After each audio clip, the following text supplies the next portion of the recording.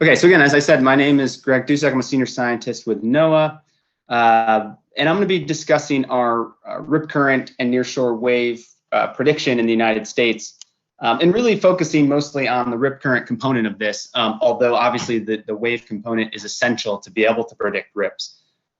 But I wanted to start first with a story that I think kind of shows an example of why we even care about rip current forecasting. So this was a number of years ago. A retired professional boxer by the name of Dustin Fletcher was swimming off the coast of New Jersey in September, and he found himself caught in a rip current. Now, in the United States, in the fall months, typically lifeguards aren't on many beaches, especially on the East Coast. And so there were no guards present. He was stuck in a rip. And as you can see here, he thought he was going to die. So he said, before I knew it, I was 30 yards out at least. I kept trying to swim in, but the waves were so choppy, I started to feel helpless. I started to panic a little. I was getting tired and I felt myself breathing really fast. I was totally helpless. I thought I was going to die. Now, luckily for Dustin, he didn't die. There was actually a bystander walking on the beach, and he went in and rescued Dustin. Now, that's exactly what we tell people not to do, because obviously in many cases the bystander ends up being the one who drowns. But in this case, they both made it out safely, thankfully. Now, when you read the article, Dustin goes on to say that when he was in the rip, he knew he was caught in a rip. He knew what he was supposed to do if he was caught in a rip. He said, I knew I was supposed to swim out of the rip along the beach and then back to shore, but I couldn't. I panicked. I couldn't get out of that situation. And so, here we have an example of a young athletic person knows what to do if caught in a rip, and if it weren't for that bystander, may have drowned that day. Now, the reason he knew what to do may have been due to the Break the Grip of the Rip program. And so this is an ongoing partnership between NOAA and the United States Life Saving Association, started back in 2004.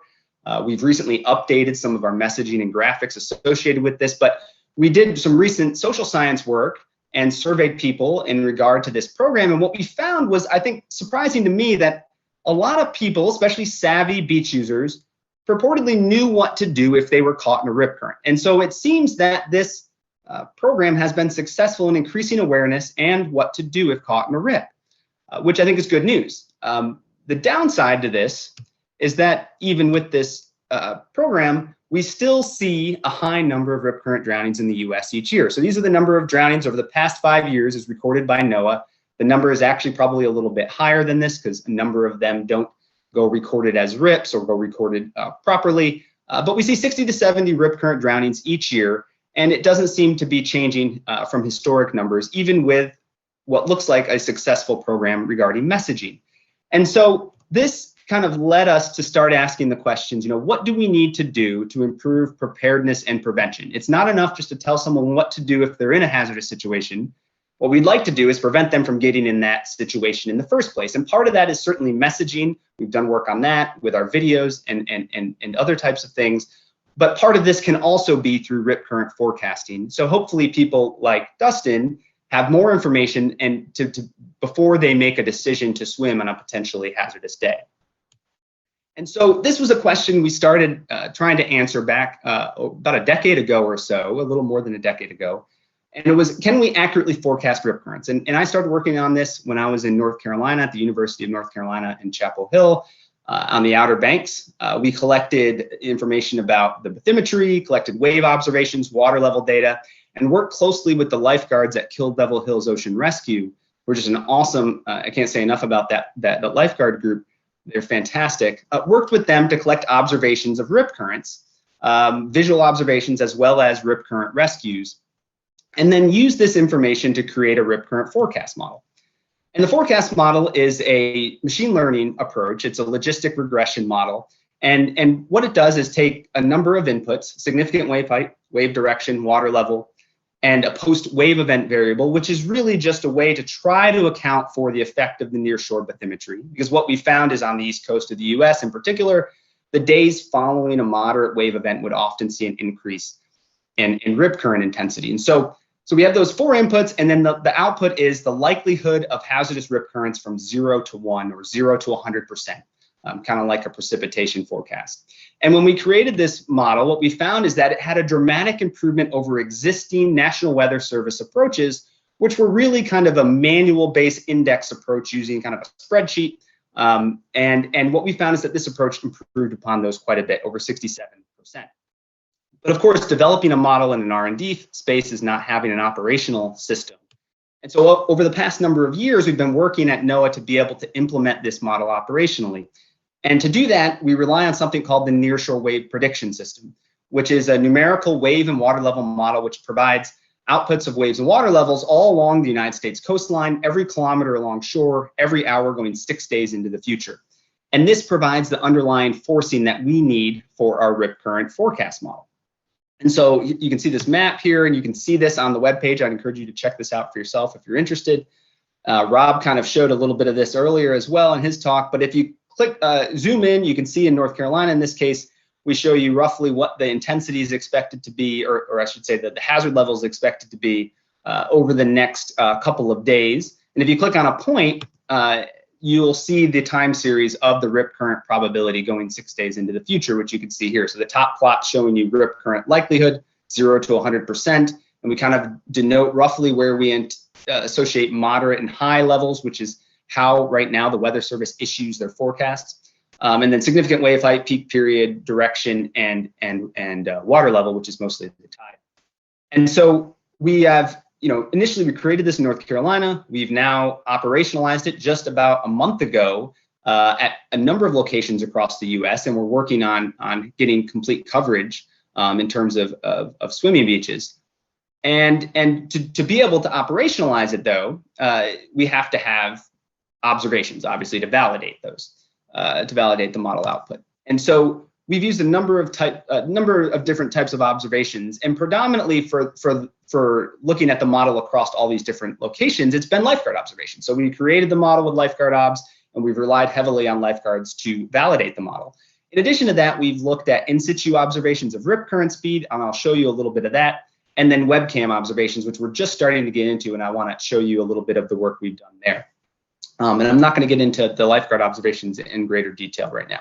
So in terms of in situ obs for validating this model, this was some work we did a couple of years ago at the Army Corps of Engineers research facility in Duck, North Carolina.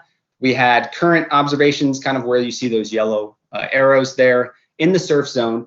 And some of our colleagues created artificial bathymetry driving that amphibious vehicle through the sandbar there.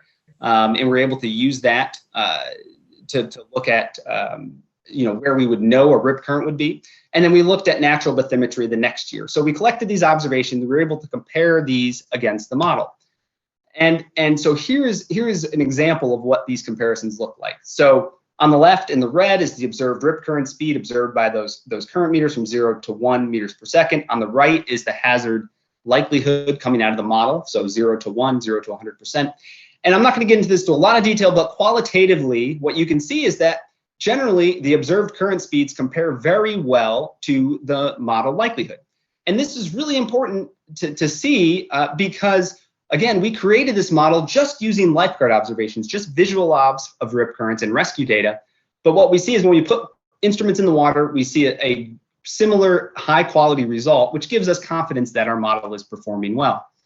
On top of that, one thing we learned from this is that rip currents as slow as 0.2 meters per second could potentially be hazardous. Basically, through this comparison with the model, if we use a threshold of about 0.2 for a hazardous rip, we see the best comparison. And so I think that was an interesting result to me, because I don't think there's been anything before that really would denote that in terms of what speed is actually hazardous. And I think it suggests a much slower speed than at least I would have anticipated. And so I think an important result there.